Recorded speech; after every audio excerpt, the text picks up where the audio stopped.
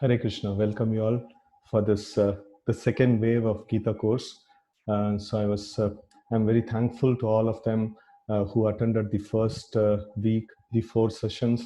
It was quite nice, it was a nice time explaining Gita to all of you, and many people have personally also corresponded with me and solved many of the questions and things like that.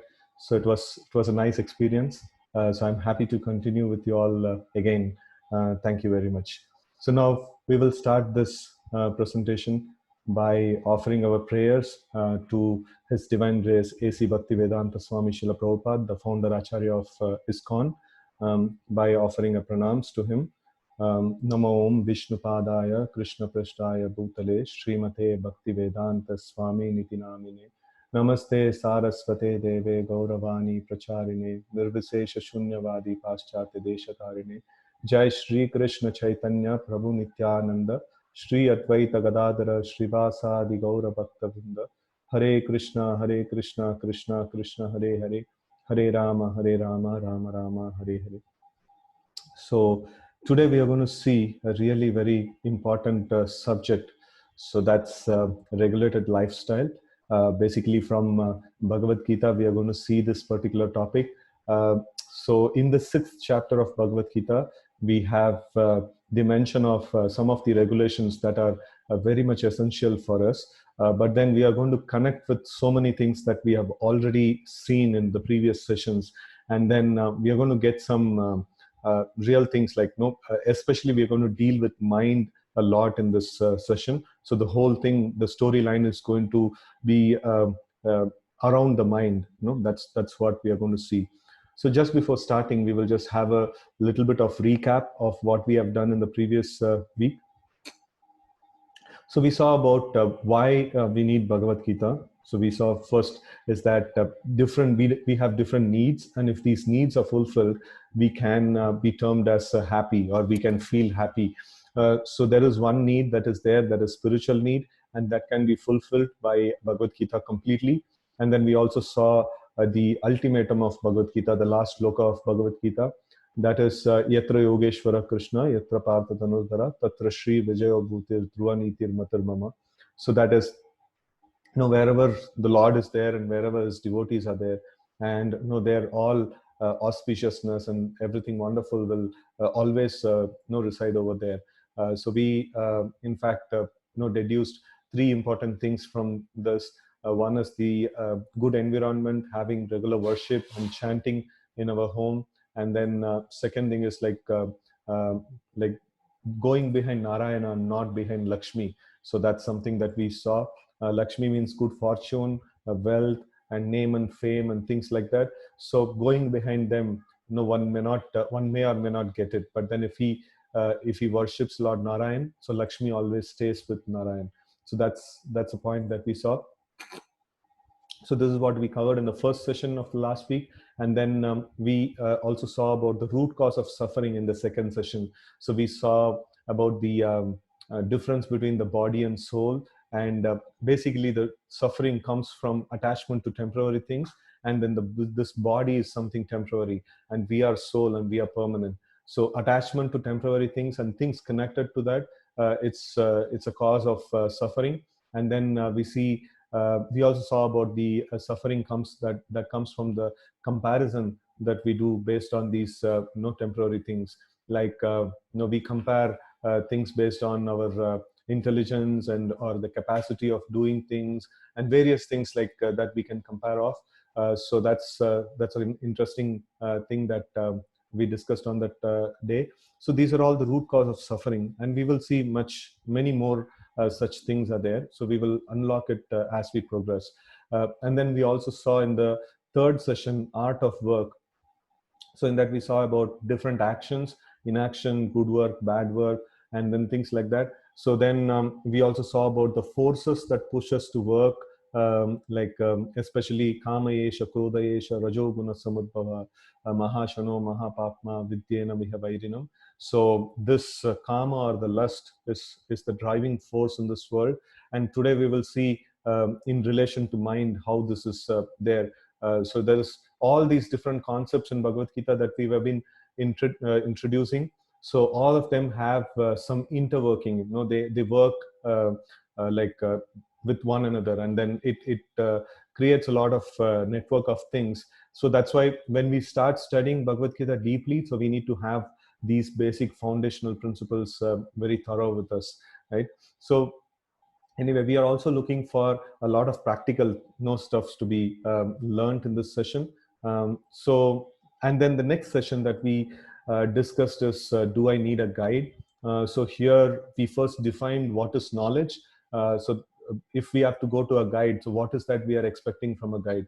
So we want to gain knowledge. And what is this knowledge about? So we kind of brought to the essence that knowledge means character and sense control. In fact, this can be termed as the symptom of knowledge. A person, if he is called knowledgeable, then he must have these two principles, that he should have a good character and he should have sense control. So that's the sign of knowledge. And then we saw that sense control is difficult.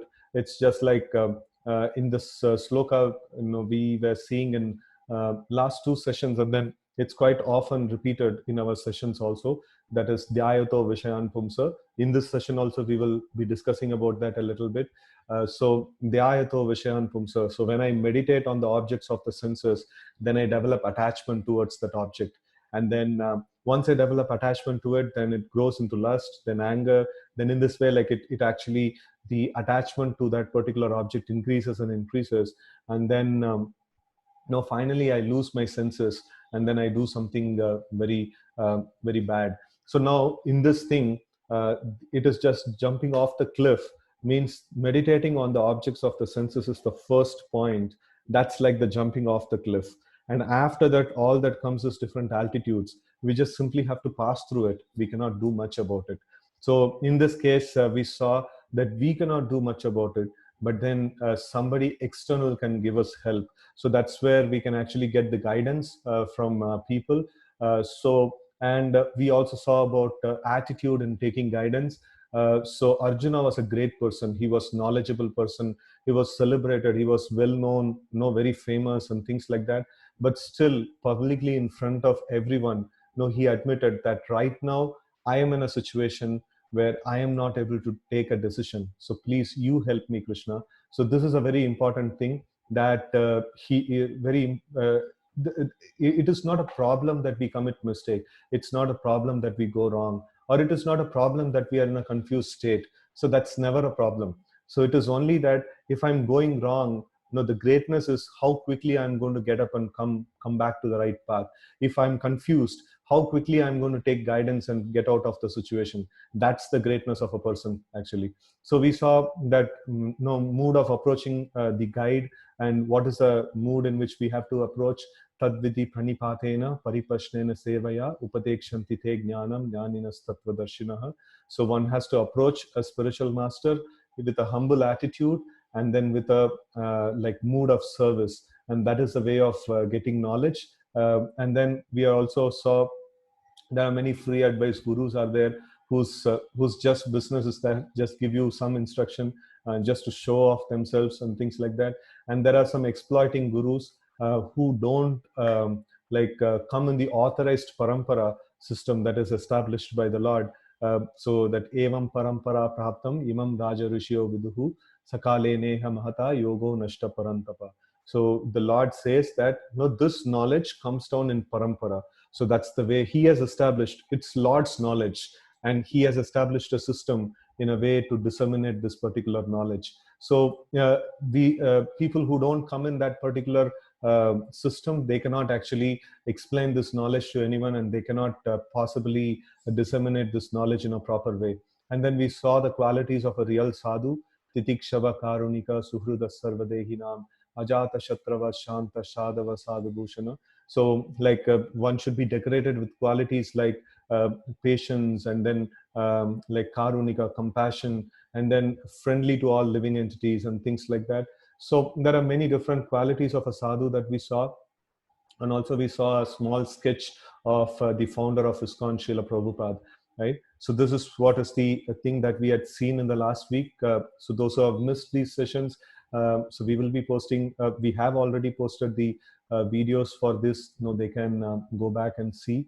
And even those who have already attended, it will be a good revision to see them. And a lot of important things are there. I know some people were telling that a lot of information is there, so we have to grasp it. So only way is to going through it again and then getting into it, because we have to take you through the storyline, and a lot of important things we cross by, and no, it requires repeated hearing sometimes. So I'm very much overwhelmed by the response of the participants, and the sincerity with which actually they try to follow this. No, it's quite touching actually. So thank you very much for your wonderful participation, and this gives us a lot of enthusiasm to teach these subject matters, right? So now we will get into today's agenda. So in today's agenda, we see this is a very, very important subject. We are going to study the nature of the mind and how to regulate the mind. And then the regulation is, of course, difficult. All of us know how difficult it is to control the mind. And we are going to see some solutions for that from Bhagavad Gita. And then what if I try and fail? So what's in it for me? Like, no, if there are so many processes, if I try and fail, so again, I have to start it from zero to start with. But then this process has something very special because it's Lord's process. It has something very special that also we will see. And then, as always, like our sessions are filled with a lot of practical applications, which you can just go back home and immediately apply these things. So that's the way this session is designed. And then like one practical tip that will be offered towards the end of the session. And as obvious, today we are going to deal with mind. So the practical tip is also about how to train the mind or how to control the mind. So that's what is there with us today. So let's get into the session now. So the first thing is we are going to see the nature of the mind. So what is the nature of the mind? How does it work? And things like that. So let's see it from Bhagavad Gita. So the mind is the most powerful element, and in fact, so many things are happening in this world. Mostly it is dictated and directed by the mind. So let's see from Bhagavad Gita, so what Krishna mentions about the mind. So let's chant this particular sloka. Bandhur atmatmanastasya yenatmaivatmana jitah atmanastu shatrutve varthethatmaiva shatruvat. So it says, for him who has conquered the mind is the best friend. And for one who has failed to do so, his mind will remain his greatest enemy. So this is one of the lakshanas of the mind, so that we are learning from Lord Krishna. So if we can conquer the mind, then it is our best friend. Otherwise, it can become our worst enemy, right? So let's see another sloka. Mamevamsho jiva loke jiva bhuta sanatanaha manasthanindriyani prakritistani karshati. So this says, the living entity in this conditioned world are my eternal fragmental parts. So we, in fact, when we discussed about the body and soul, that time we saw in detail that how bhumir apo analo vayo kammono buddhirevacha ahankara mitiyam me binna prakriti rashtada. So in this thing we saw that there are these 8 elements: earth, water, fire, air, ether, mind, intelligence, and false ego. All of them are my separated energies. And then Krishna says in the very next sloka 7.5, I'm sorry.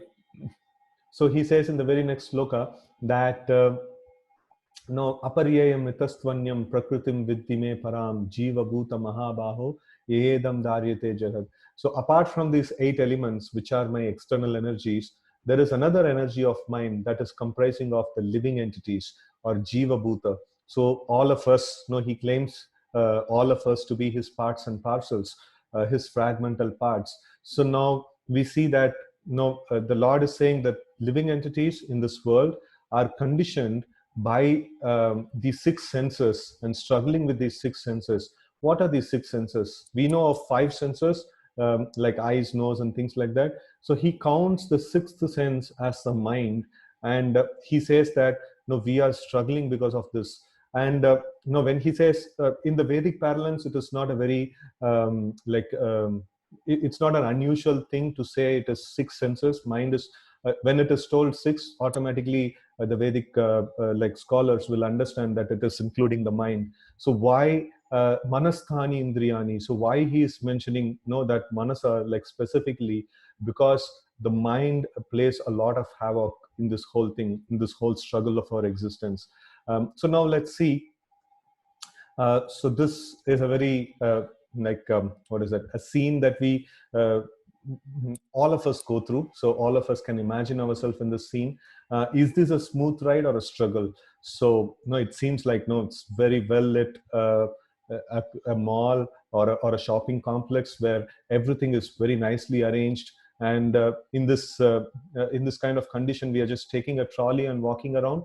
And probably we have gone there to buy some essential things and then get home. But then we get home, we end up buying a lot of things which are quite maybe not immediately necessary, or maybe something that is just attractive, or maybe it is not, I can live without it. Such things also we sometimes pick it up and then we bring home, right? So who dictates all these things? So who's actually driving us to get all these things? It's the mind. It's the mind who does this job.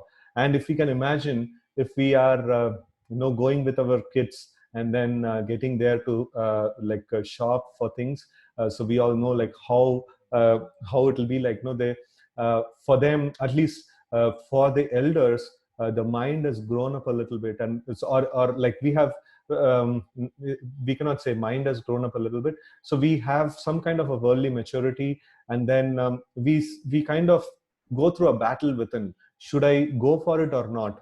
Something like that. But then for a child, whatever the mind thinks, it just comes out just like that. And then they just want it right then, immediately over there, no processing, nothing, immediately I want it. So that's the way it happens. Generally we show a video. I don't think in the Zoom this video relay will be good. We have tried it in the past, like it doesn't work so well. So anyways, like this is just a child who's throwing tantrums in the shopping complex. So that's the video is all about. I'm sure like you might have seen this kind of videos a lot in the YouTube or other places. So that's how the crazy the mind can become. Dhyayato Vishayan Pumsa, like the moment I put my focus on the sense objects, immediately it just wants it. It just develops desire to get it. And then the mind, what all the mind wants, we cannot even make a list of it. What will the mind behave like? So sometimes it's quite what is that? It's quite turbulent the way the mind actually acts. So there is no end to the desires of the mind. So the mind works really very crazy, right? I don't know if this video will play okay. I'll just try to make that.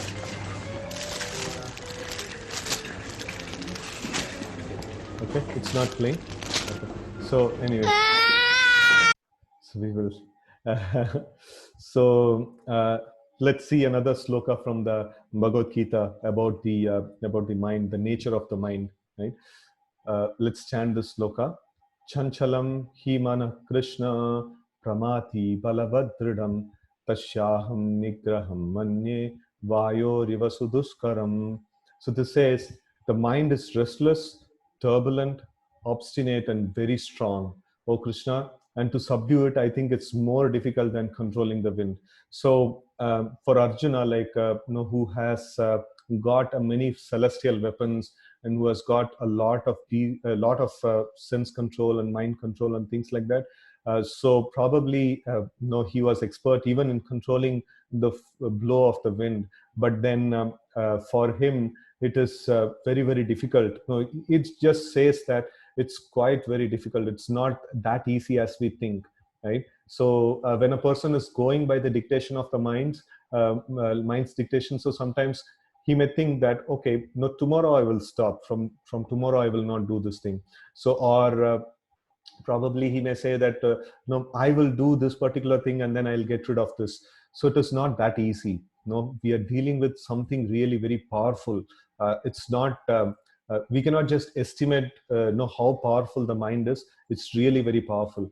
So even great personalities like Arjuna, who had a lot of capacities and capabilities, they also find their mind is driving them crazy actually. So this is something that we have to take it into note, right? And then let's see, what does this mind want, why it is driving people crazy, why it is doing all these things. So what is its goal, like what it wants to achieve, right? So that's a question that comes to us. Generally we put it forward to the audience, this particular question, but then we will open up the chat box only at the point of question answers in the end. So we will not open it up, but then I will just mention when we like do this in physical sessions, like what would people generally answer for this question. So the mind, it just wants it just wants to get whatever it wants, or it just wants us to suffer, and it's our enemy. And then it just wants to drag us into problems and things like that. So these are all the various answers that we get. But then the answer is quite amazing. So what does this mind want? The mind actually wants us to be happy. So this is quite ironical. So the like if it wants me to be happy, why is it driving me crazy in this way? Why is it like, no, it's dragging me in different directions? So what is the logic behind it? So what kind of happiness this mind is looking for? So let's see that. No, this the mind is supposed to make us happy, and then mind is working very hard to make us happy. So that's what the mind is trying to do for us. And what is the idea of happiness of the mind? So what does it think of happiness? It thinks that if I can exploit things that are there in front of me, I can become happy.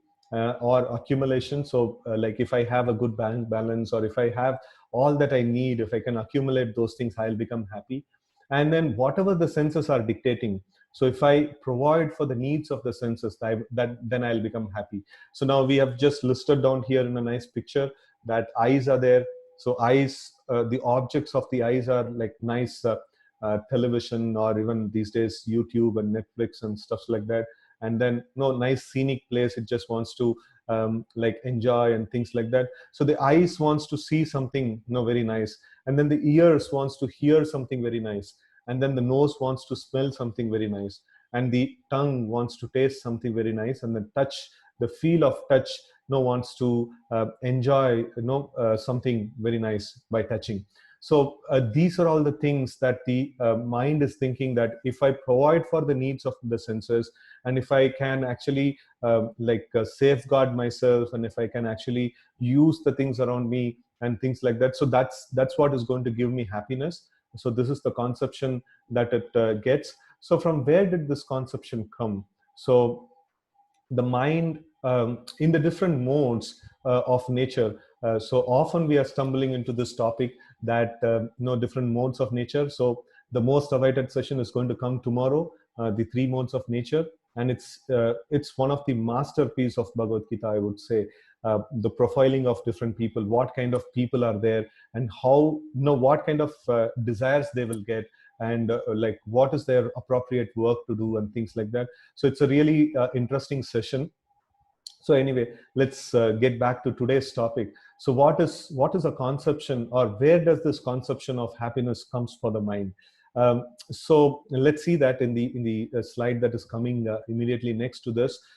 First of all, we should understand the whole thing is a teamwork. The senses are there, the mind is there, the intelligence is there, and ultimately the soul is there. So everything should work cooperatively for achieving some common goal, for the soul. So but if the mind starts working in a way, and if all the senses, they start working in their own way, so then it's not going to be very nice actually. In fact, in the battle of Kurukshetra, we can actually compare this with the Kaurava army. So the Kaurava army had the highest number of soldiers, or the in comparison, so they were having best talent and also the good number. So both of it was there. But then the problem is that everyone had their personal agenda. So there is so many politics that was happening between them. So now, for example, Karna and Bhishma. So Karna would not fight till the time Bhishma is there. So that's kind of they didn't want to do that. And then Shalya was a great fighter, but then he was used as a chariot driver. So it's a lot of politics that were happening. So everybody had their personal agenda, and inside them, because of some common enmity or for some other reasons, like they were all together, but then it was not binding. One single force is not binding them, right? So that's a problem on that this one. So in the same way, if all our senses and mind and things like that drags us in different direction, so nothing tangible will be achieved. No, only there only will be suffering or anxiety that will be there, right? So that's something that we have to take a look upon.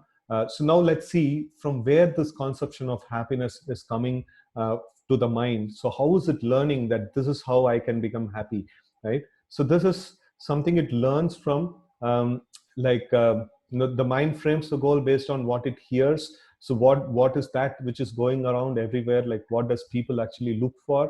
How to make money? You make more money and things like that, and become that and become this, and then achieve that, buy this product and things like that. So this is what has been bombarded upon us, and this is what the input that is given to the mind. No, we cannot just blame the mind. No, this is how we have allowed the mind to get exposed to, and it is working in that way, right? So why such a conception has come? Because people all around us talk about it, and advertisements and everything, they also actually talk about this. And this is the cause of mind acquiring such a kind of an idea that I have to exploit, I have to do this, I have to do that. So it's all been educated based on the people around, the common folks around, and also like it is all been programmed, in fact I would say, by some big people who are sitting in the top, and who actually put all these value systems into the place, right? So anyway, so the environment, the exposure, and the subject of hearing, all these things actually frames this particular conception of the mind. And then everyone is running towards this, not even thinking whether this is the goal or not. That's why the spiritual life starts from the point of hearing. So we have to hear from Lord Krishna, we have to hear from Bhagavad Gita. So then we will understand, from the root, we like know what is the purpose of this creation, why this particular mission is offered to me, why this mind is offered to me, why this intelligence is offered to me.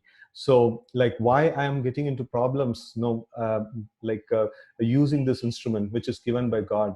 So basically we are not following the instructions or the user manual given by the God, and we are using an instrument which is given by God. And things are getting messed up. Things are really getting messed up. So we have to consult this wonderful scripture, Bhagavad Gita, to understand like how am I supposed to do this particular thing, right? And then this sloka is a very, very amazing sloka, which is an antidote to whatever we have seen till now. So let's chant this particular sloka. Ehi samsparshaja boga dukkha yonaya evate adyantavanta kaunteya nateshu ramate buddha. So this says Ehi samsparshaja boga. Boga means like we can imagine like the objects of the senses. Samsparshaja, sparsha means like to come in contact with the objects of the senses. Like what it's mentioned, dukkha yonaya evate. It's not just dukkha, it's not just misery, it is pregnant with misery. That means the senses coming in contact with sense objects is the source of all misery, right?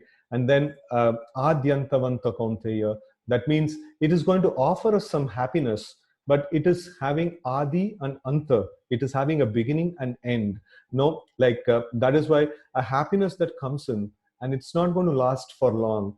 Imagine like a very, very simple example. Always I tend to take examples that is connected to the tongue. So if we start tasting some gulab jamuns, so like 1, 2, 3, 4, maybe when we hit 10, 11, 15 or something like that, so then we start finding it really difficult.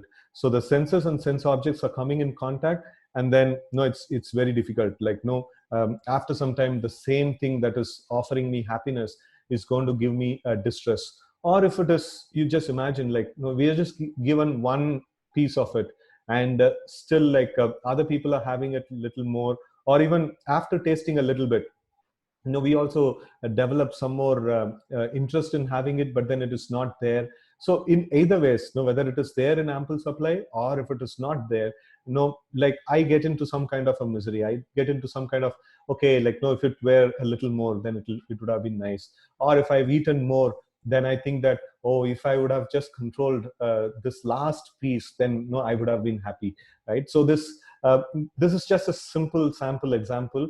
There is so many different ways in which the senses and the mind actually drag us. So now we see that we have to control the mind and the senses based on the scriptures, based on intelligence. The intelligence should be guided by the scriptures, and then the intelligence should guide the mind. So that's the way actually we have to do this thing.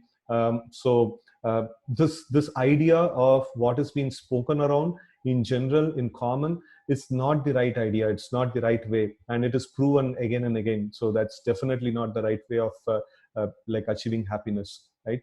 So now let's see the state of the mind.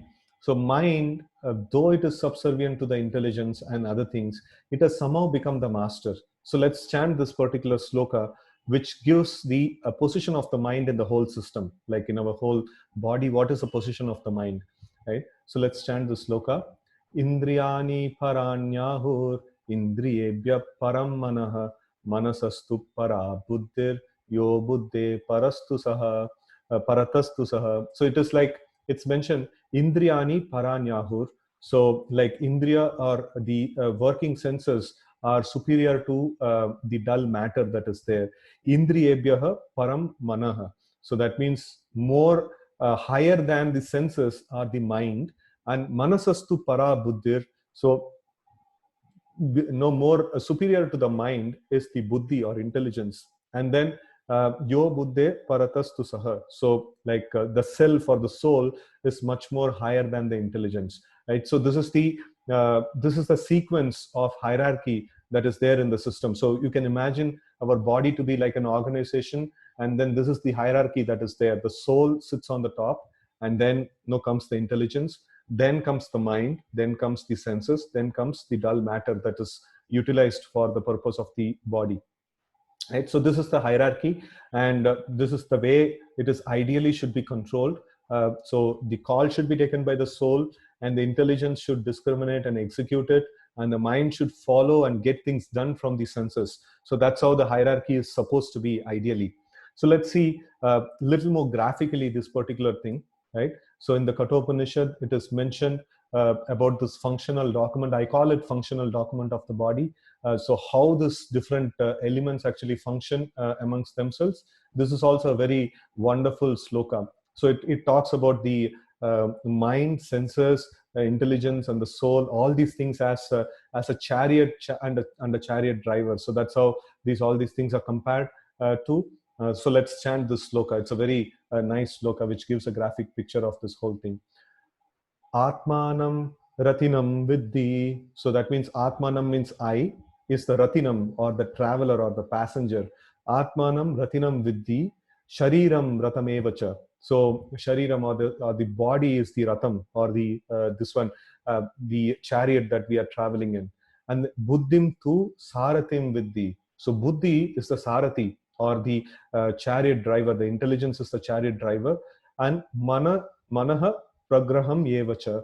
So mind is the ropes that the chariot driver is using using to control the horses, or the driving instrument that he is taking, right? So now let's see, is it matching with the previous thing that we saw in the Bhagavad Gita? It talked about the dull matter, being the lowest, and then the senses is the next, and then the mind is the next, intelligence is the next, and the soul is the next. So that's the thing that was there. So here we see Atmanam is Ratinam, so he is the traveler, and Shariram is the Ratam, so that's okay.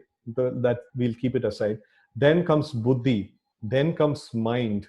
So then after that comes the next thing, that is Indriya, or the senses. Indriyani Hayan Yahur Vishayam Steshu Gocharan Atmendriya Mano Yuktam Bhokteti Ahur Manishinaha. So this is like Indriyani Hayan Yahur Vishayam Teshu Gocharan. So this is like in the senses are like the different horses that are yoked into the chariot, and then they are no Vishayam steshu gocharan. Vishaya means the sense objects, and gocharan means like no going out to search, in search of them. So they are always what is that? They always hover, or they always hanker for the sense objects, right? So that's the job of the indriya. That's the job of the senses.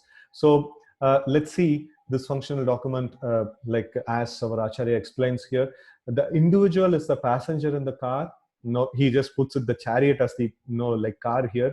So the individual is the passenger in the car of the material body, and intelligence is the driver.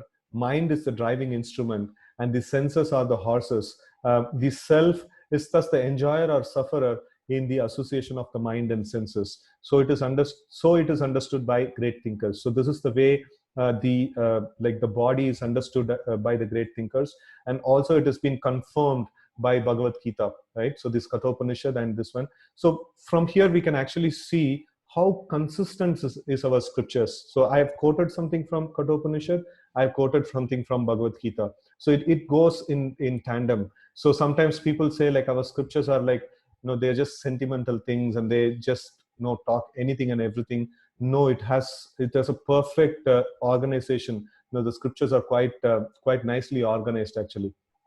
So this is the way it is. The scriptures have to guide the intelligence, and then the intelligence have to guide the mind, and the mind has to guide the senses. So that is the way it is. So we can, in any organization, can you think of that the lowest level laborers are given the choice, whatever you like, you can do it. So, and the what is the master doing? What is the intelligence doing? He's just, okay, fine. No, you want this? This particular sense says, I want something nice to eat. So you want this? Okay, fine. No, we will get it. So that's not the thing that is supposed to be done. The manager or the head of the organization should take a call. This is what is the goal that we need to achieve, and for that, according to that, everything should be made. So if somebody is saying like, I want this, okay, fine. So let's have, we all have a goal. So let's drive towards the goal, and all that is needed to you will be provided. So don't worry. So that's how we have to take things forward. So we cannot just go to the lowest most person and then allow him to do whatever he wants. So then it's kind of a havoc in the organization. It's a chaotic situation. So the control should be there in the top, right? So that's how we can actually drive things.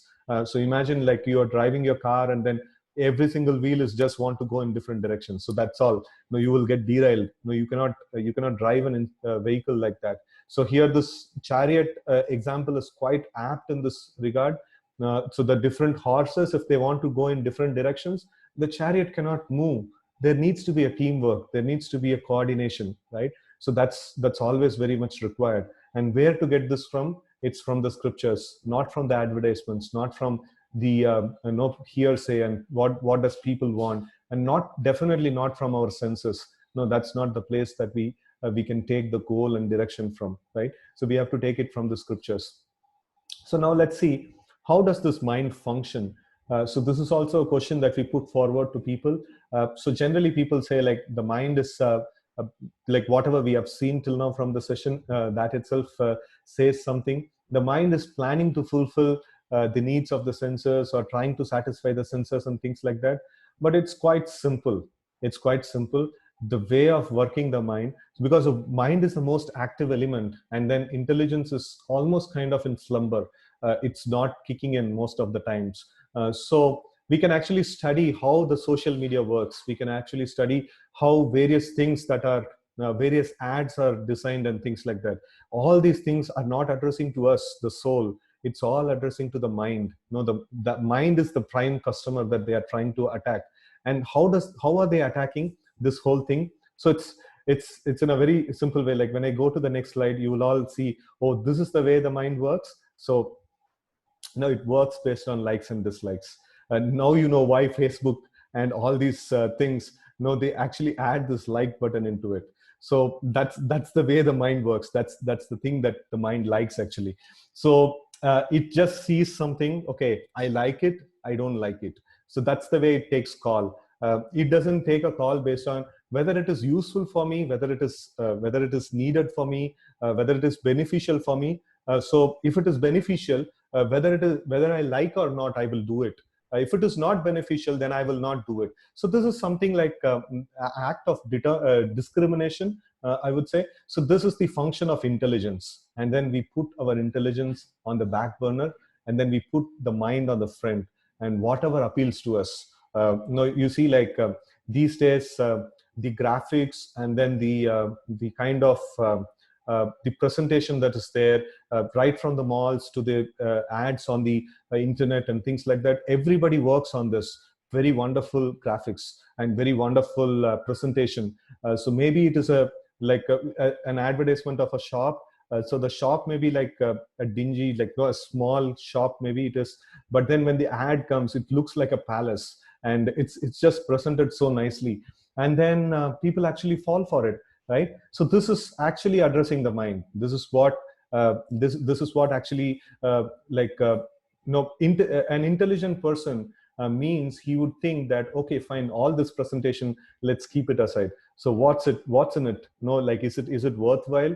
Is it something useful? So that's something, a job of an intelligence. But generally, the mind is there in the forefront. The mind is taking the calls, right? So now let's see another sloka, which is in this connection. Let's chant this sloka. Avritam jnanametena jnanino nitya vairina kama rupena kaunteya duspurena nalena cha.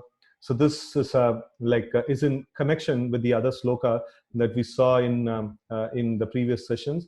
That is kama yesha krodha yesha rajoguna samudbhava mahashano mahapapma vidyena miha vairinam. So the greatest enemy of this world is lust, and that is driving us to do things in this world. And here we see a connection, a sloka that is immediately after that particular sloka.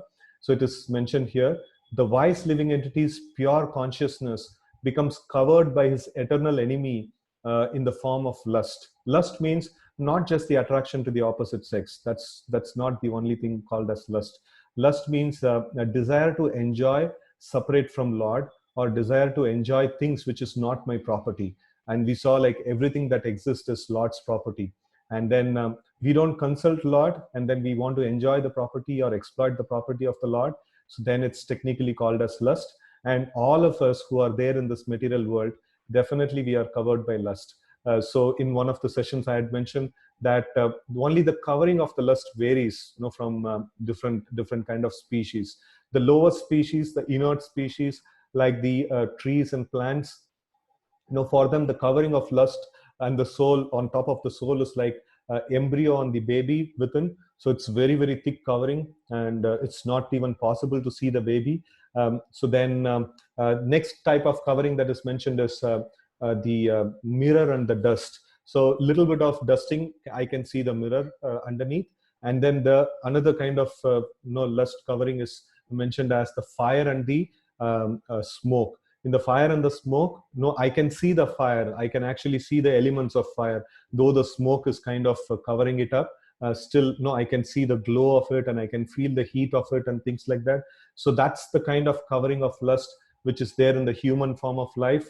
So we are almost there, a little bit more. If we can clear it up, we can actually completely clear the covering of lust, and the pure soul will function in a very, very wonderful way, right? So here we see that eternal enemy of the living entity, that is the lust, which is actually covering us and which is never satisfied and which burns like fire. So this example is very apt actually. So in the fire, how much ever fuel you put, more fuel you put, it's going to burn more. It's not going to get off. So that's the way, the senses are demanding, and we cannot become satisfied by supplying things to my senses. That's not the way of becoming happy. In fact, we just saw this sloka just some time before. Ehi samsparshaja bhoga dukkha yonaya evate adyantavanta kaunteya nateshu ramate buddha. An intelligent person doesn't take pleasure in supplying to the senses. That's not the way of happiness. And here again, it is mentioned with a graphic example that it is like a fire. The fire will keep consuming the fuel, and it will never become satisfied. Right? So that's the way. There is no point in supplying things to the senses. Obviously, we have to give some food to the stomach. We have to take care of our basic needs. So I cannot just simply deprive everything to my senses. but it has to be regulated, right? That's something that we are going to see in today's session, the regulated habit.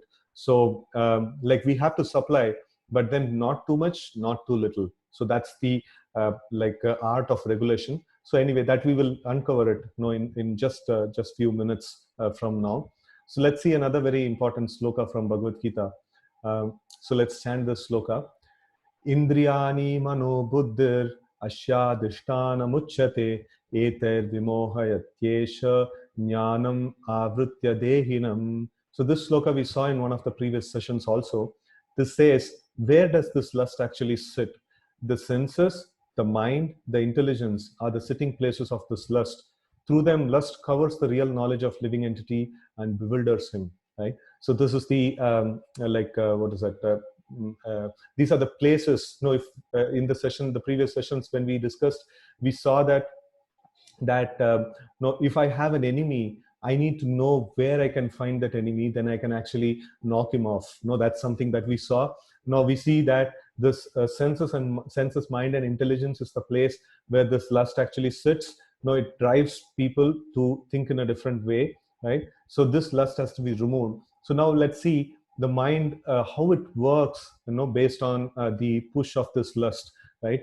So it is supposed to work based on the mind. The intelligence is supposed to get things based on the scriptures and then put the lust off the scene, and then it should guide the mind and the senses in the way how it should work.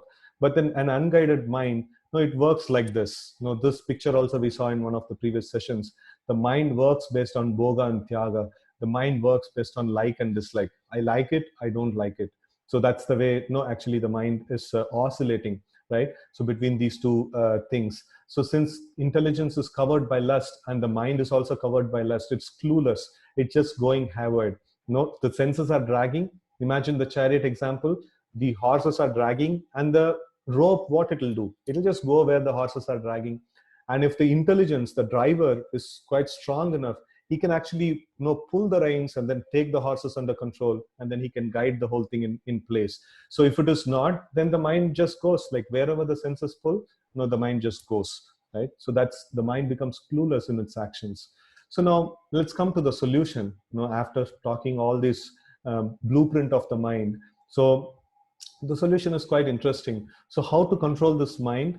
It's quite straightforward, and it's quite quite obvious thing after discussing the hierarchy of the whole system. So if the subordinate or if somebody down in the line in the hierarchy is just going around and doing everything, so what we do, so this is how it has to be maintained. How to control the mind? It is just to tell the mind that you are not the master, you are the servant. No, you are not going to act in whatever way you want. No, it's like you have to be under the control. So this is a hard stance that we have to take. The mind will keep oscillating. The mind will keep like looking for different things.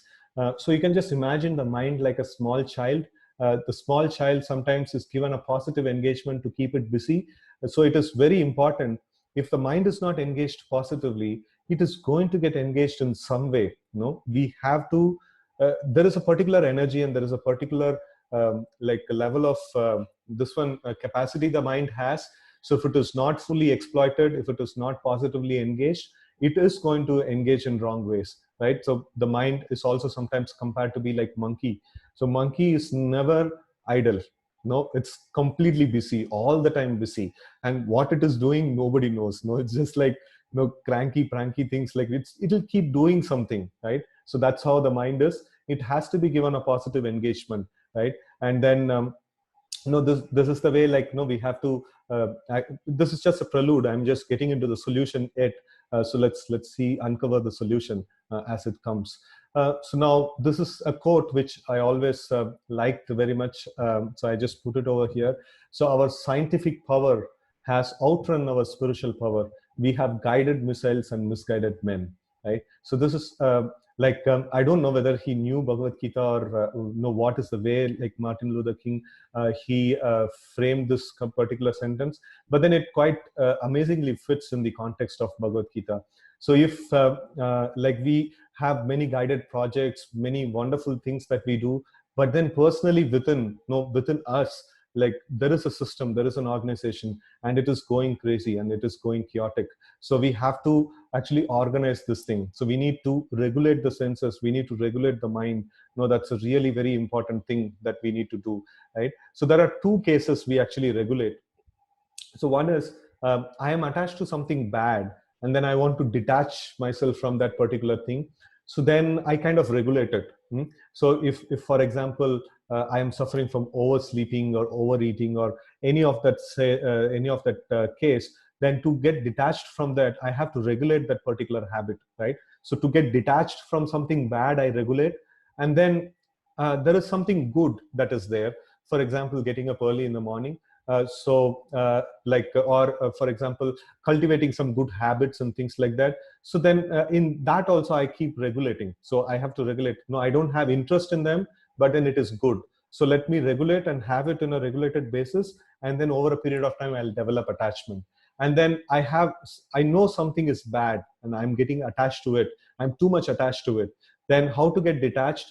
There also regulation helps us in the process of detaching ourselves. So regulation is a very important principle in our life. And then Krishna specifically mentions this thing. It's a very important aspect that we have to do in our life. So let's see some sloka from Bhagavad Gita in regard to this. So let's chant this particular sloka.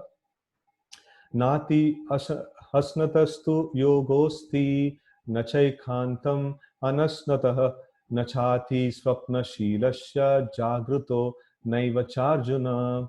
So this says, therefore, there is no possibility of once becoming a yogi. Yogi means what it means here is a person of complete balanced person, and who's having things in his control. He's not dictated by external things. He is completely at peace, and he's completely in control of his whole system.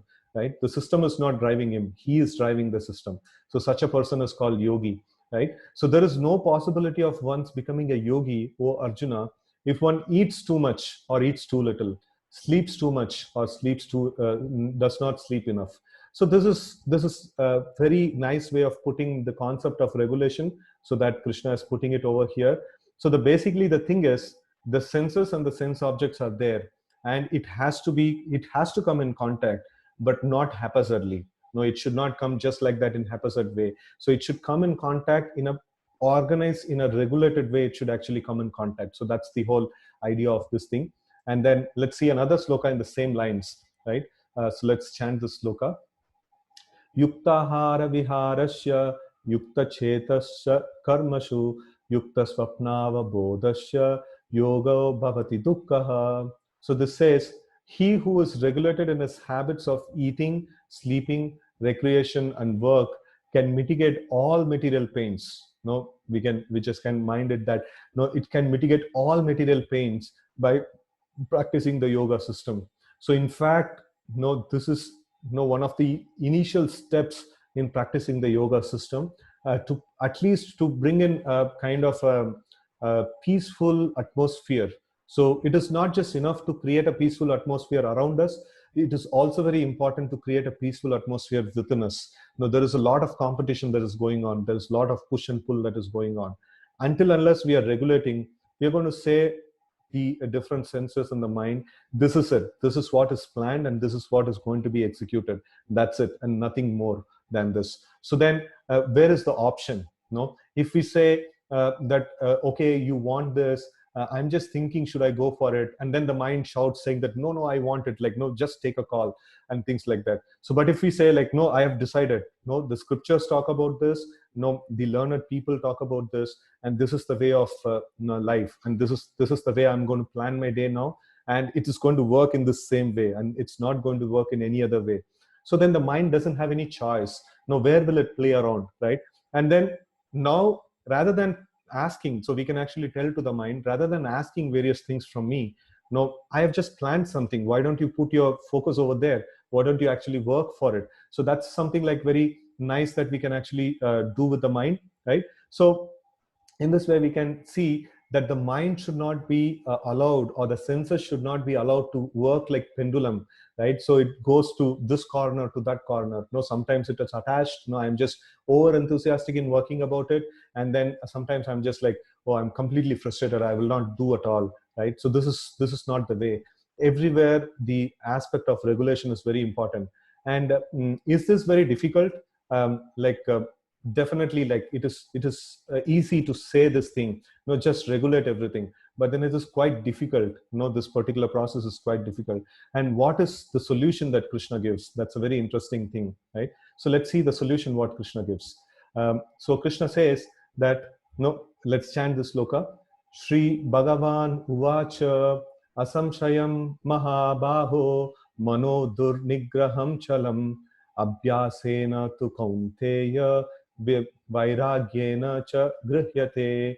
So Krishna is telling that, O mighty armed son of Kunti, it is undoubtedly very difficult to curb the restless mind, but it is possible by suitable practice and by detachment. So this is the way that Krishna is mentioning a suitable practice. This requires a suitable practice. And then right from the first session, we are seeing like kind of a practice that we are doing the chanting of the mantra and things like that. So it's a suitable practice. And then detachment. I have to detach myself from the negative things, and I have to attach myself to something very positive, and I have to take up the practice. And then if I fail in this particular process, what is Krishna mentioning? See, you are trying to do all these things, following my instructions just to get back to me, right? So if that is your cause, definitely whatever progress you make in this life, even if you are not able to complete this whole process, I am with you. Like, no, you will never lose the progress that you have made in this particular path, right? So, and like definitely an unsuccessful yogi is not going to start from ABCD in the next life. Sometimes we see some people are quite intelligent, quite their senses are quite controlled and things like that. So it is not just one lifetime's achievement, or it is not just like that it has come to them. They must have tried to practice these things in the past life. That's how they can actually get to that kind of point right from their birth. They may be like a little more composed and controlled and things like that. So it's a journey that's going forward, and Krishna is assuring that your progress in this journey is not going to be a loss. Whatever progress you make, it's going to be preserved. I'm not quoting those slokas for the lack of time. And then like you can actually see them in the 6th chapter of Bhagavad Gita further, right? So now we just took the mind as the central point of today's discussion, and we are going through that particular thing. So this is the point of solution, that regulation is very much necessary, and then we need to have a suitable practice, and then we need to have detachment, and we have to go through on it in a consistent way. In fact, one time I was just discussing with an Ayurvedic doctor, and then I was asking him that like I'm handling some patients of depression and things like that. So though we are spiritual people, finally we end up doing some the counseling of this nature, because everyone is actually struggling with mind. Everyone is struggling with these kind of problems. So in the way of getting them onto the spiritual path, so we also have to work out these solutions. So like I was just asking with this doctor that what is the best way to solve this thing according to Ayurveda.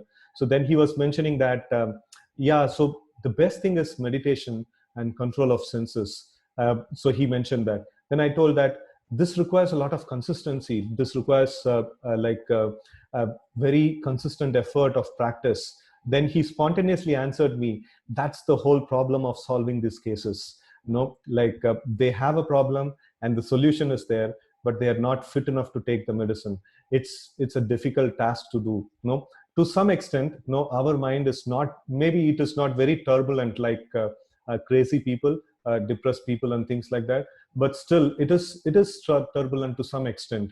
So to control that, so we have to put ourselves onto a practice. We have to put ourselves onto a practice, and then we have to work on it in a consistent way. So in fact, I told this mantra some time back also, that same thing, same time, every day. That's kind of a mantra you can actually kind of think about in this form of regulation. Same thing, same time, every day. Like for example, getting up no, same thing, like same time every day, and then doing a particular thing on a particular time. So we may not be able to do everything in our life like that, but at least a few things should be like that. So now we have learned this process of chanting the Hare Krishna mantra, so we can actually put that into our on a daily basis, on a regulated way, and then we can regulate many other things in this way in our life, right? So that's something that we can try to do.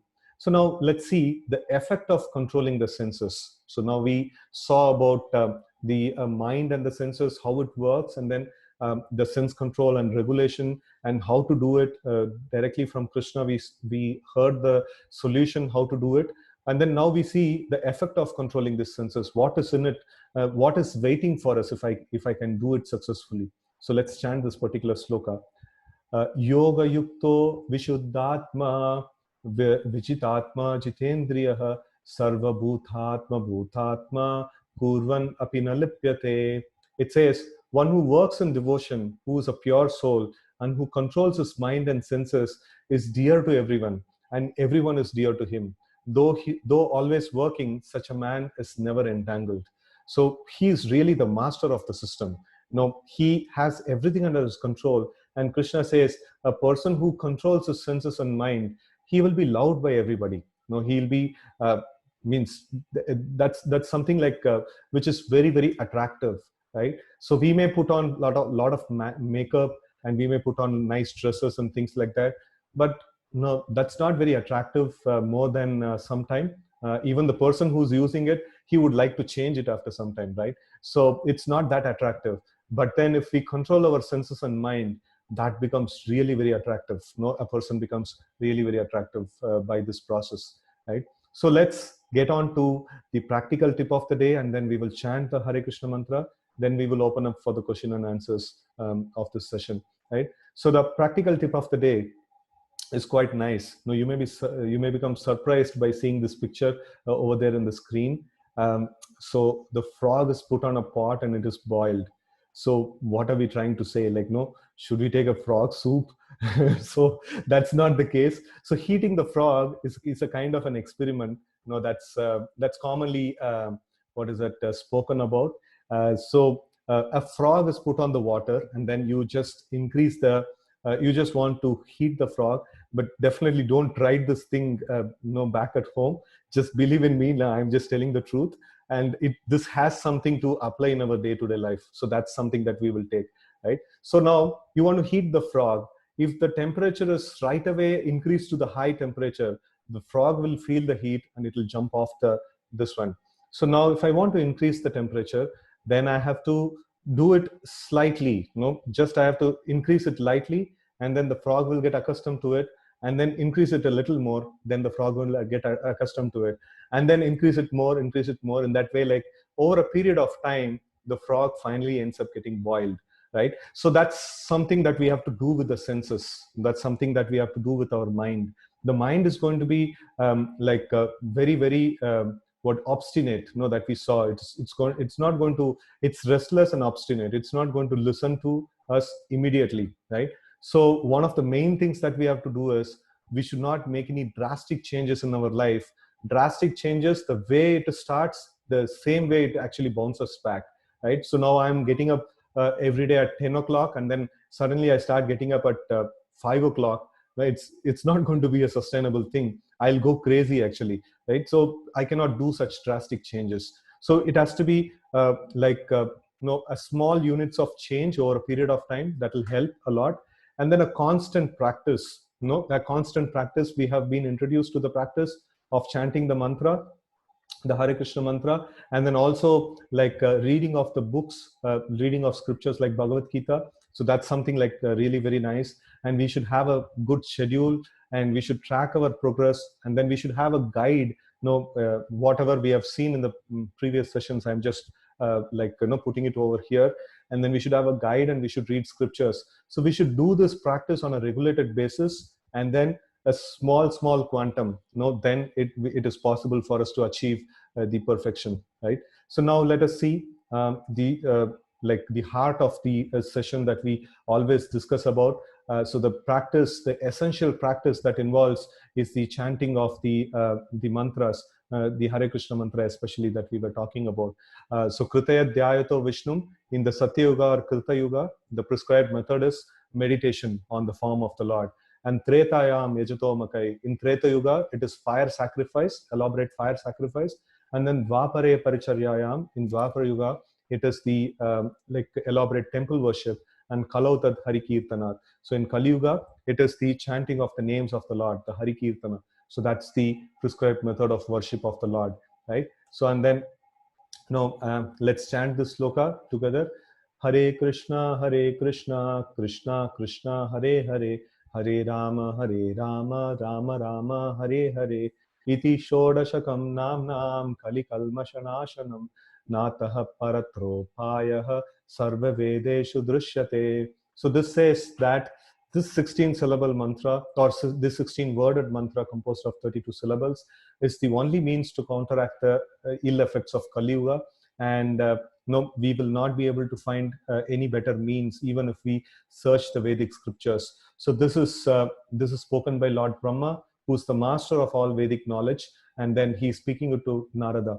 So that's Kali Santarana Upanishad that is there. So that's the source of this particular mantra.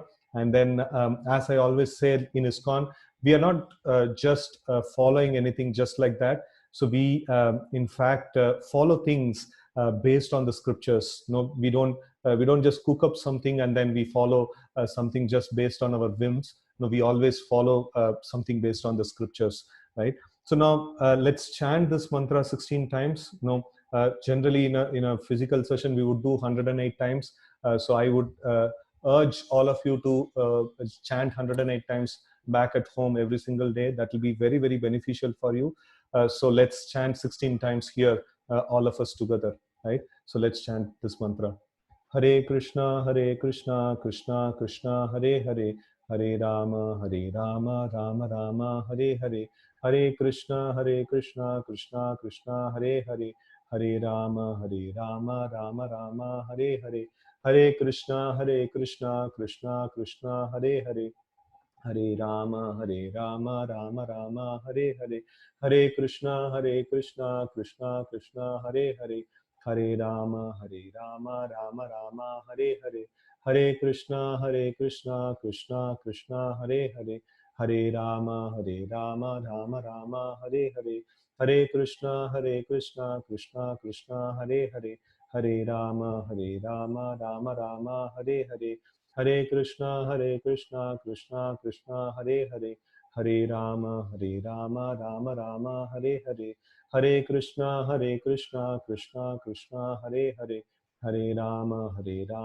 Rama Rama, Hare Hare, Hare Krishna, Krishna Krishna, Hare Hare, Hare Rama, Rama Rama, Hare Hare, Hare Krishna, Krishna Krishna, Hare Hare, Hare Rama, Rama Rama, Hare Hare, Hare Krishna, Krishna Krishna, Hare Hare, Hare Rama, Rama Rama, Hare Hare, Hare Krishna, Krishna Krishna, Hare Hare, Hare Rama, Rama Rama, Hare Hare, Hare Krishna, Krishna Krishna, Hare Hare, Hare Rama, Rama Rama, Hare Hare, Hare Krishna, Krishna Krishna, Hare Hare, Hare Rama, Rama Rama, Hare Hare, Hare Krishna, Krishna Krishna, Hare Hare, Hare Rama, Rama Rama, Hare Hare, Hare Krishna, Krishna Krishna, Hare Hare, Hare Rama, Rama Rama, Hare Hare. So let's, with this auspicious setting, so let's start our question answers. Already it is flowing in. So let's answer these questions now. Okay, so first thing is, can we dispose tulsi garlands or leaves like other flower garlands? Will you guide through WhatsApp if doubts are there? Definitely, I'll guide through WhatsApp if doubts are there.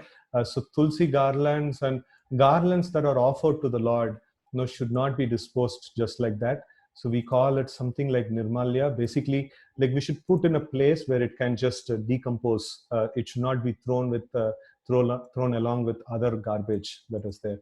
Now, how to choose a guide in life? What are the things to pay heed to when choosing one? So we have to. One thing is like we are. Seeing the aspects of Bhagavad Gita. So the first guide that we have to accept in is the Lord Himself, and then we should try to follow we should try to read and follow the Bhagavad Gita. And then if you have any doubts and things like that, or any practical issues, we are definitely there. We can help you out in these things. And then like you can choose, you can actually try your hands on for some time, then you will get things more clearer for yourself, right? So the first thing that I would advise is that if you can start reading Bhagavad Gita, and if you can chant the Hare Krishna mantra, so we will get a lot more internal stability, and then we will start getting more clarity in what we like what we have to do. And then even this aspect of how to choose the guide will also be very clear to us, right? So this basic practice, at least we can start, and then we can get forward. So what do you mean by getting detached? So getting detached means, so in the special session that I took the other day, like I was mentioning about this particular sloka. So detachment or virakti means, like for example, I was just giving this example of a small child playing with a toy. Maybe you can imagine that your kid is playing with a toy. So you are detached from the toy. You don't like the toy, or you don't want it for yourself, or at the same time you don't dislike it also. No, it's just there, and you don't get irritated. You just throw it off and things like that. So we have to practice living like that. So whatever things that are there with us, we have to become detached from it. So in a detached way, when we are there, we can actually use that thing in a very nice way, right? So that's something, the beauty of detachment. So detachment means not that I have to give it up and go off. No, that's not detachment. So that's in fact, Arjuna wanted to do, and Krishna thoroughly criticized that particular thing. That's not what I want you to do. I want you to be there. I want you to manage things, but then you have to do it in a detached way. So detachment means not having too much of liking towards it, not having too much of disliking towards it.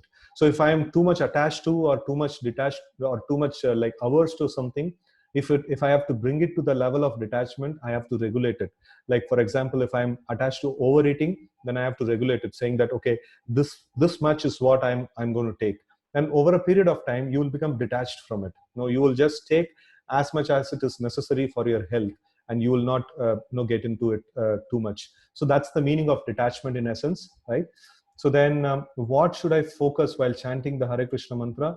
Just the sound vibration, just the process of hearing, right? That's the essence of this meditation. The sound has been vibrated, and then the only duty that I'm doing, or only thing that I'm doing, is just I'm going to hear this, and all other things I have to vacate. Rather than trying to vacate, we can just try to focus on the mantra. If any other thing comes in the mind, we will not be able to focus on the sound vibration. So if we can just try to focus on the positive aspect, the sound is vibrated, and it has to be focused. And it's not going to be easy. It's going to be a tough struggle, but then we have to practice it. Abhyasa tu kaunteya, like we just saw that particular thing. So somebody is sending me some private messages. Please repeat the same questions on the public message for everyone, because I'll be seeing a bigger screen which is having the questions, right? So I always want this habit of making a schedule for studying, and I'm not following it one bit of the schedule, except at the time of exams. Can you please help me? So this particular thing is you can actually contact me personally. Also, I will offer some more things, but right over here, I can. Like personally means when I say that, no, you can contact me through WhatsApp, so then I can guide you better. So here in this case, I see that we need to have somebody on top of us, where we are reporting our schedule. So then we will be able to follow that schedule in a much better way, right? So if I make it and I'm not able to follow, and I'm seeing it again and again, I'm not able to do it. So better we have somebody above us, and then we need to report to them saying, okay, like either your mom or your dad, or anybody, like, or your friend also, like a buddy who helps you, or who's there with you in your studies. So you can actually share this thing with them and then say like, okay, this is what I've planned, and then I will send you at the end of the day what I have achieved. So that report, what I have to send it, kind of force the things onto me.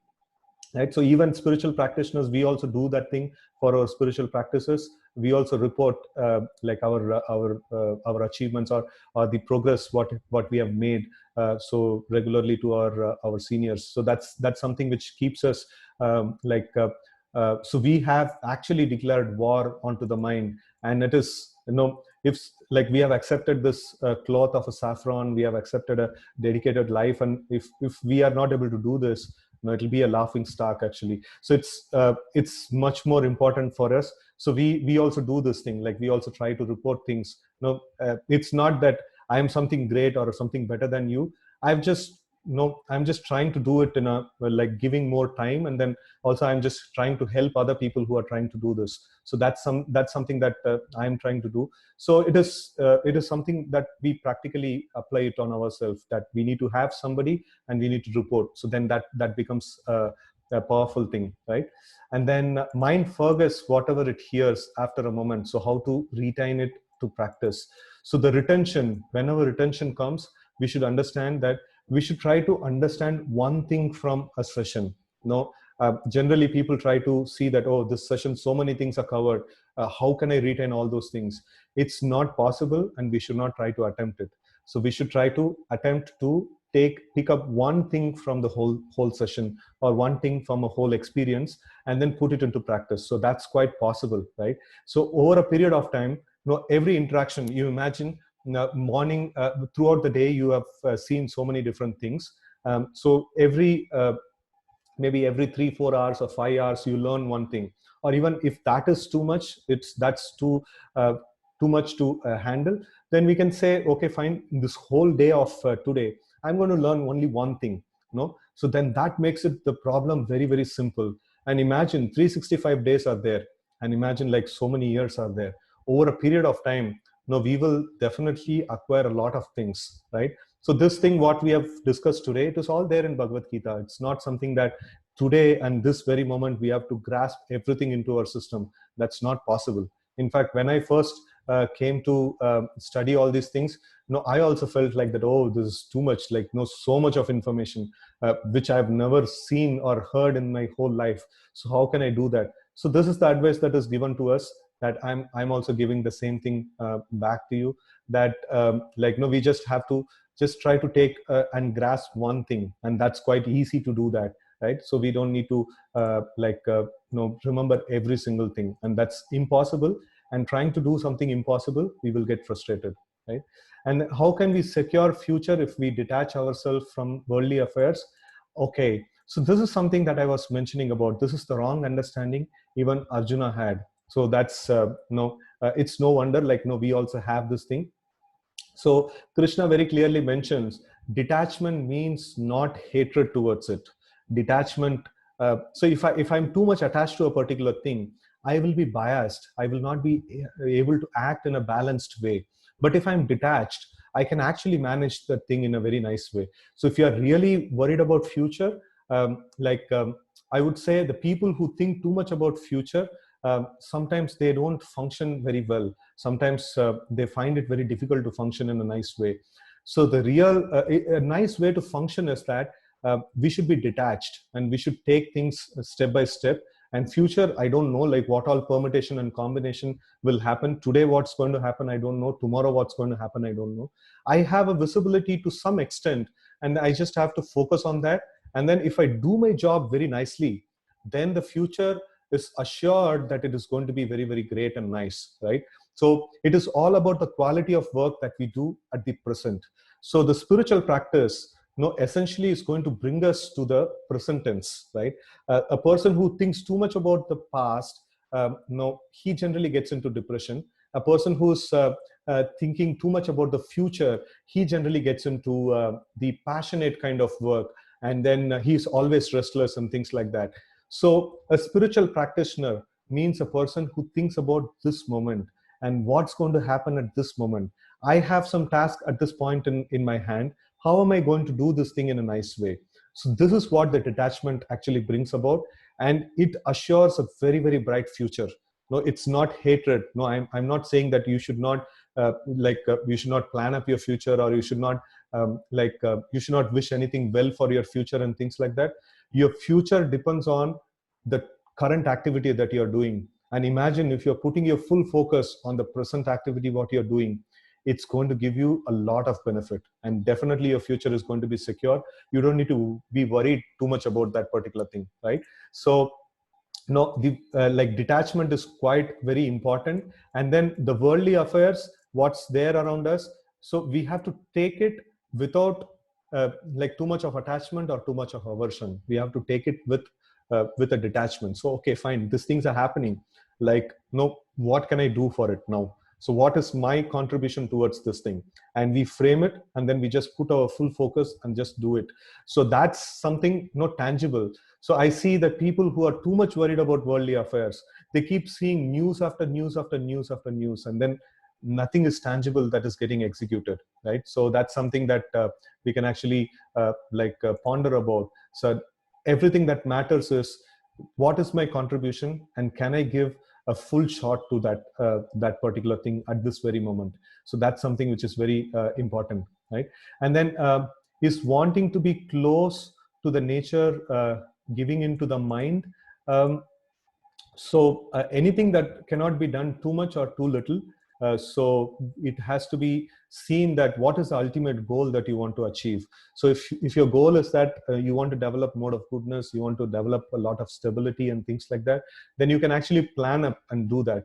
So we cannot just allow the mind, no, now the mind says, okay, you go get to the nature, and after some time it will say, oh, no, it's too boring, like, no, let's get back. So that's not the way it has to be done. It has to be done with a lot of lot of consciousness into it. And then it has to be, as I was mentioning, the hierarchy. Let the thing come from the highest point, and let us take it from the scriptures and what's good for us. And then let's intelligence ponder about it, and then let it inform the mind, and then the senses can execute it in that way, right? So any tip how we can master meditation? So the Krishna's tip is the ultimate tip that we saw: practice and detachment. So meditation, no, it is not something, generally people come in and then they ask, okay, fine, I have to achieve something very great. No, what should I do? And we say that you just have to chant this mantra every single day, and then you have to do it on a regulated basis, on a constant way. And they say, okay, fine, no, this seems to be quite simple. There must be something really big than this, something really out of the box than this. So one thing that we have to settle down to is, meditation means not doing something great or not doing something big. Doing simple, the very same simple things again and again, on a regulated basis, on a stable, on a steady, consistent basis, right? So that's the meditation, and that's the way we can actually master the meditation. There is no any Superman way for achieving this, right? So it is said that one should be doing karma yoga to be truly able to do bhakti yoga. What would you say? Like, I don't have anything to say. Like, Krishna is saying in Bhagavad Gita that he says like karma yoga in the beginning, and then he says dhyana yoga, then he says bhakti yoga, and then finally he says, like, no, bhaktyamam abhijanati yavan yaschasmi tatvatah. So like, only by bhakti you can understand me. And then you can also see that in the end of Bhagavad Gita, Krishna says that sarva dharman parityajya mamekam charanam vraja aham tvam sarva papebhyo moksha chami masuchaha. So he's pointing that to the bhakti yoga, because just before that he was talking about manmana bhavamat bhakta madhyajimam namaskuru. That's all elements of bhakti. So so that's what we can actually deduce from Bhagavad Gita. I would urge you to study Bhagavad Gita more closely, and then definitely karma yoga is good. It can be a stepping stone, but then the bhakti yoga is not dependent on any other yoga system to grow or to develop its results. Bhakti is completely independent. No, bhakti doesn't depend on any other thing, for it to grow, right? So even an elephant like Gajendra, he could do bhakti and he could attain perfection, right? So he cannot possibly do karma yoga in the body of an elephant, but then he can do bhakti yoga. So bhakti yoga is there is no hurdle for bhakti yoga, right?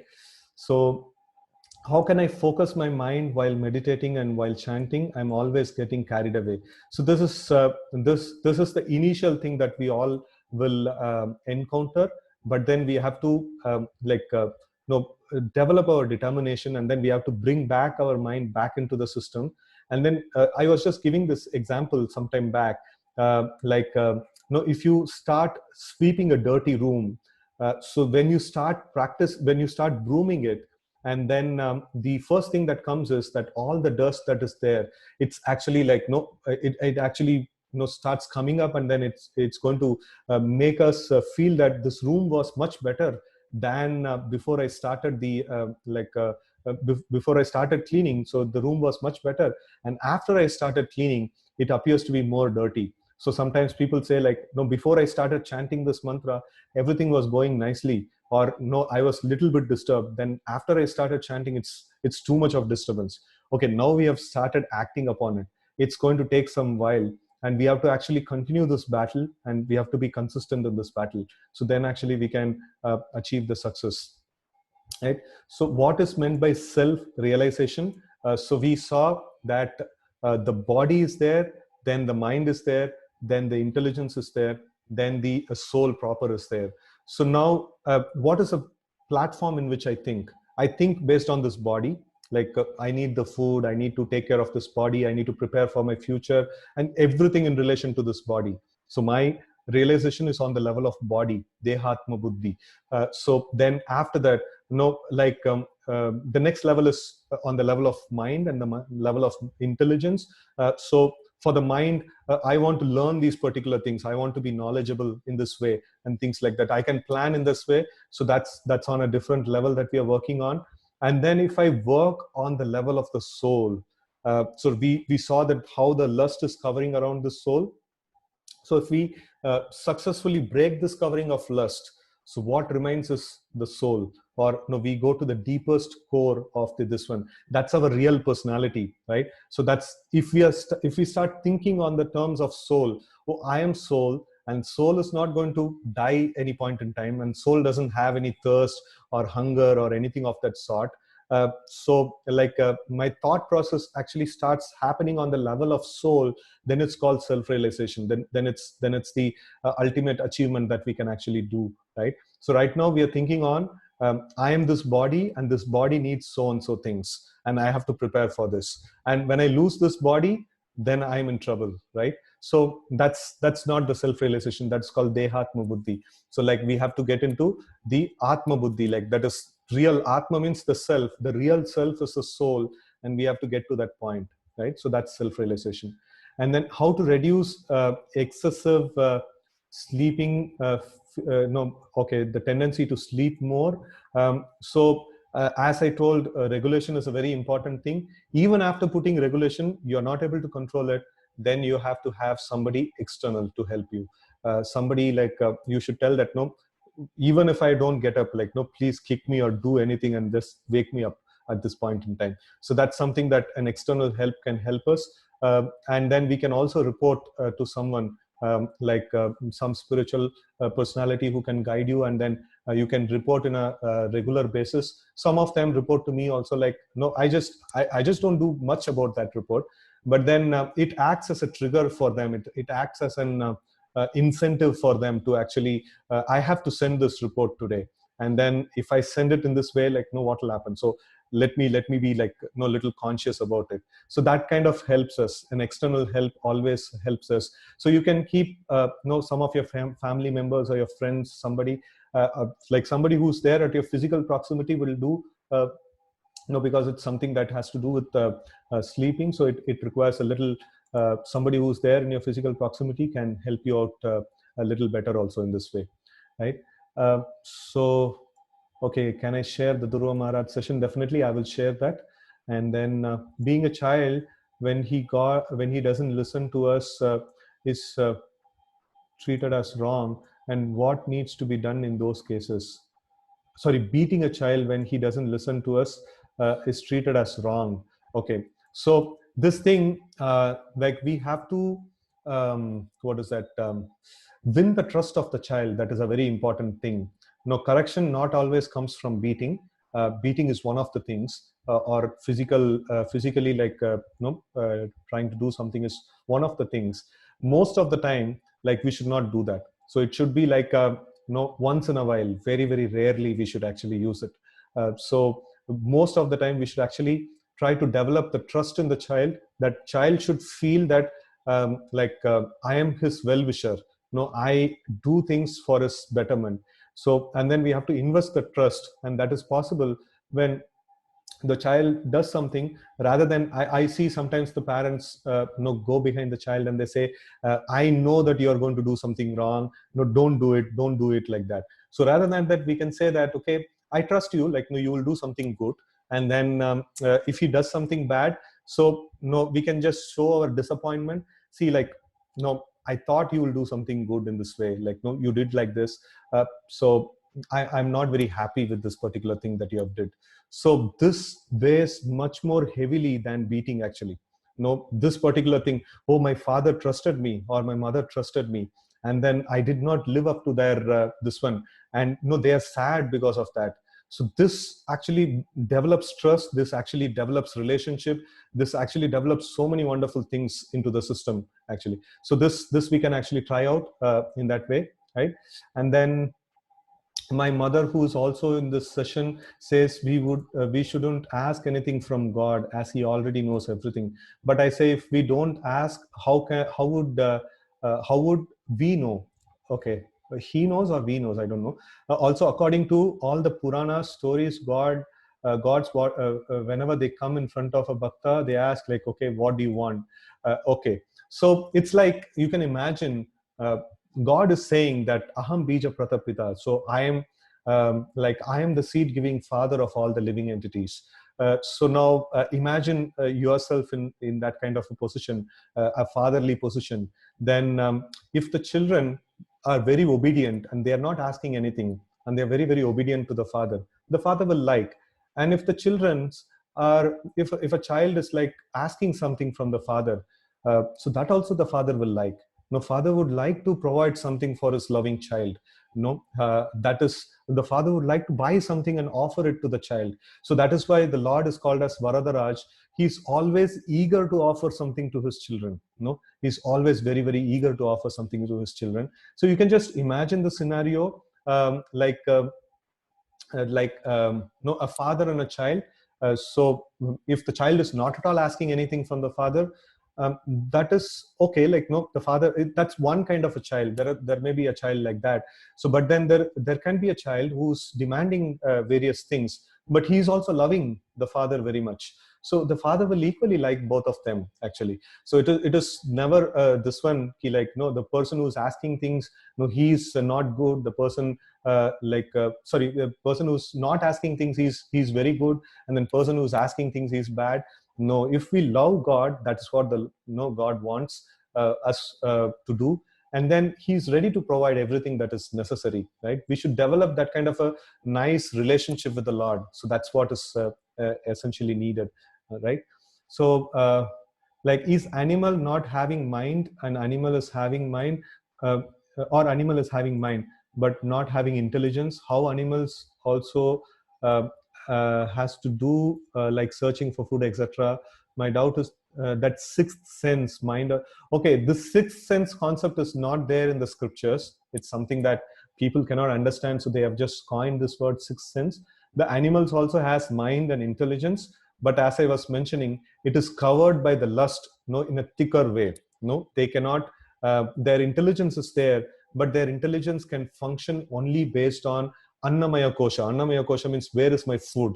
Where is my shelter? Where I can have sex? And ahara nidra bhaya maitunam cha samanya metat pashubir naranam. So, like, the animal's consciousness is so low because it's covered with a thick layer of lust, and it cannot think anything beyond the body, right? So in human form of life, our covering of lust is little thinner, and then we can actually think about the mind, intelligence, and the soul proper, and we can actually study and understand the needs of the soul and things like that, because the covering of the lust is a little less. And as I was mentioning, the lust sits on the mind, intelligence, and all these places, and it just makes it manda. In the case of animals and the stavara or the trees, so like it just makes it manda. It doesn't like make it very. See, for example, tree. It doesn't even go and hanker for or search out for its food. It just stands over there. No rain or sun or whatever may happen, it just stands over there, and then it just it just goes through everything, right? It becomes very, very dull. That's the thing that happens with the covering of lust. So they do have mind and intelligence, but it is just manda. That's all. Do we have any chanting sessions for kids too, so we can inculcate? Okay. So you can like personally message me.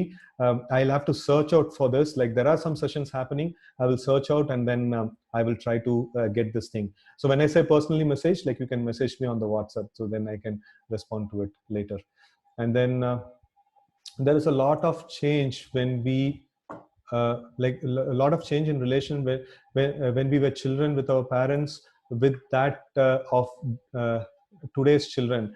How to get along with this change is telling about Krishna best option. So definitely telling about Krishna is a good option. So why this change is happening, that is also very important to understand. We didn't have the social media, we didn't have many of these other kinds of entertainment and then exposure that the modern kids are having. And one thing I would I would kind of request the parents is that the problem lies on the television and social media, and if we snatch it off, they will not like it. So please try to think in some way of giving some alternative to the children, right? So nice storytelling or about the Puranic stories and things like that. And then learning of Sanskrit, learning of music, learning of so many wonderful things are there. And that is also quite interesting. That is also quite engaging.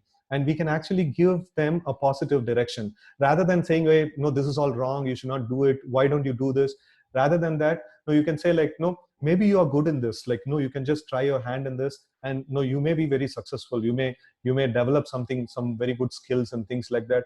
Why don't you try out this particular thing, that particular thing? So in this way, we can actually help them out find their strength.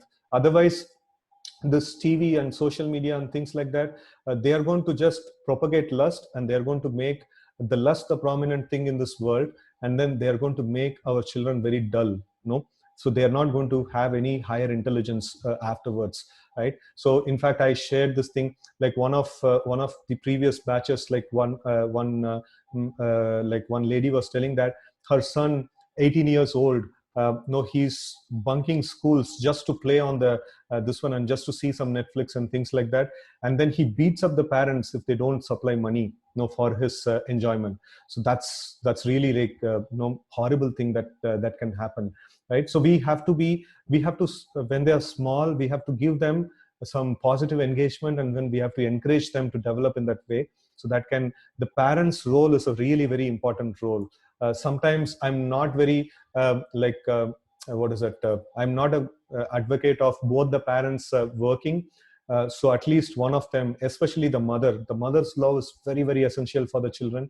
And if the mother can stay back, and if the mother can nurture the child, they can actually bring about very wonderful children, bring about many wonderful leaders for the future, right? So if I am off focus all the time, I keep forgetting things, I listen, what can I do? So the basic thing I was mentioning is that try to remember one thing. Don't try to remember a lot of things. So if we try to do that, we will be more frustrated. So if I'm off focus, I can at least try to remember one thing. That's quite easy to do it actually. So and then in this way it will build up. We will be able to do it in a better way later on. Yesterday's session I got missed. Okay, was the topic you discussed? So what was the topic you discussed yesterday? Yeah, yesterday is like, we just spoke about a story of Dhruva. It was not Bhagavad Gita class. It was about the Dhruva story. I will post that link in some time to you all, right? And then how can the concept of detachment applied in relationship, family members and friends? So if I'm too much attached to my a particular person, so then I want them to work in the way I want. and then if they don't work in that way, then that attachment actually turns into aversion. So like that's what Krishna is explaining in Bhagavad Gita, that no, don't get into this attachment and aversion. Be on the middle path. No, be detached. So now I am detached with my child, saying that no, I've told like my child to do a particular thing, but then no, I'm not very much attached to this thing, so I'm detached to it, and then no, I find it that he has not did it. So first thing is, I'm not upset about it, because I was not attached to that particular thing what I've told. So then after that, no, now I can actually work on transforming my child, rather than beating him up, saying that, oh, you didn't follow me, and things like that. So this is just an example of one relationship that I told. In this way, the detachment helps in many, many wonderful ways, actually. So detachment, by detachment, we can actually do many good things to our family members, right? So we can try to act upon like that. Okay, thank you for the greetings. How can we access shlokas from Upanishads you shared? So if you study the Bhagavad Gita link that I have sent, all these Upanishadic shlokas also is taken from citations that are offered. The Srila Prabhupada offers nice, wonderful purports, and then he cites many of these Vedic scriptures, and then I pick it up from there. I don't take the trouble of going and studying different Upanishads, and it's quite difficult also. So let's try to study Bhagavad Gita, one book we can try to master. And in that book itself, we have many cross references from many other scriptures. So we get exposure to many other scriptures in that way. Right? So example sloka from Kathopanishad. Okay, yeah, I understood. Why did God made humans and other living beings? Any answer in the Vedas or Bhagavad Gita? I read somewhere it was written in the Rig Veda. It is like one who knows. Okay, so this thing we have in fact discussed in our session. So we, in the action, in that particular session, karma, we discussed about this thing, why the soul has to accept different bodies. And we also saw the different kinds of bodies that are there, Jalajana Valakshani, Stavara Lakshavamshati. So like that, no, we saw the different kinds of species that are there. And it is basically because of our desire to enjoy in a particular way, right? So now, if I have a particular desire to enjoy in a particular way or particular kind of karma, so what all things I can possibly do and what all things I can possibly imagine. So all those things are put together into 84 lakh different species of life. And this is made possible just because of our desire to enjoy in a particular way. That's the root cause. And that, in fact, we discussed in one of the previous sessions. And then is karma is conditional, or whether written in our karma going to happen. So who is going to write it? I am going to write my karma. So I am acting in a particular way right now. That's determining, that's I'm writing a karma right now for my future. So it's not somebody else is writing and then I'm going through. No, it is written by me and I'm going through. So now I am performing an action. Now I insult somebody. I've just written in the karma saying that, okay, I will be also insulted at a later point in time. So that's the way of writing the karma, right? So it is written means, okay, right now I cannot change what is going to come to me. I have to do things for my future lives. No, I'm not going to, I'll not be able to change much things in my life, but then I can prepare myself for the future lives. That's something which is very nice. And then we also saw the capacity of bhakti. When we perform bhakti, it can also destroy the things, no, the past karma, whatever is written, it can just go and erase it, right? So that's the power of bhakti, right? So here I mean to say that something written or happens for us, that will happen, or will there be any condition to happen like that? Okay, so I think I've kind of explained that particular thing. So it's based on our actions, we write our karma, and we write it, nobody else writes it. So please tell us about the action and inaction. So I would urge you to watch my video on the previous session, which is a detailed section on the art of work. I would urge you to see that. That will cover this thing in detail. What is the best time to meditate? Morning hours. Yeah, especially the Brahma Muhurta time. So 1.5 hours before the sunrise, and Muhurta means it's 48 minutes, and 1.5 hours before the sunrise, and a duration of 48 minutes. So that's called a muhurta. That muhurta, like Brahma Muhurta, so that's very amazing time for meditation, right? So we can utilize that time. But then, if we can do it throughout the day also, like any time we want. But the best time is the Brahma Muhurta. By doing good karma, like reduce the count of bad karma? No, it doesn't. Good karma and bad karma gets added up to the pipeline. This also I have detailedly discussed in one of the previous session. So I would say, like, you can hear the art of work session, and then you will get more details onto it. And but the akarma, or the devotional practice, that can reduce, that can actually destroy the other karmas. Okay, then I feel to achieve happiness, it takes time, but for anger to sprout out, it takes only few minutes or even seconds. How to control that? So definitely that anything negative, no, it can happen very immediately. Destruction of a building, you just put a bomb, everything is finished. So there are machines that can come and destroy. But then if you want to build the same building, it takes time. So that's a very good observation. Yeah, so if we have to do this thing, if we have to master it, we have to invest time upon it, and then the result will definitely come. And this is just a simple thing. This sometimes people think that, oh, this mantra I'm chanting, but still, no, I need to have something, really out of the box. So but I'm saying again and again that this is something simple, and then we just need to do the same simple thing every single day, and this practice is going to make us much more better. So do you say by doing akarma, we can reduce bad karma? Definitely, yeah. So akarma will reduce all sorts of karma. So the devotional service, right? So that can cut down all sorts of karma. Okay. Thank you very much for your wonderful participation and nice questions being asked. So let's see tomorrow, right? So any more questions, you can like personally WhatsApp me. I can answer them there. Thank you very much. Hare Krishna.